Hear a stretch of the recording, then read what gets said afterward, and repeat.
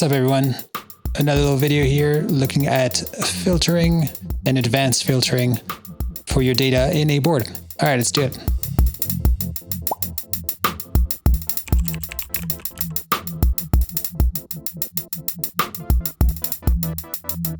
So looking at the filtering, the filter button is in the filter menu right above your data.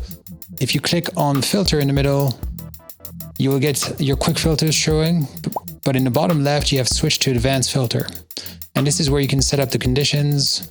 So if we take, for example, status is empty or not empty and so forth, and then you can put a result on the right-hand side.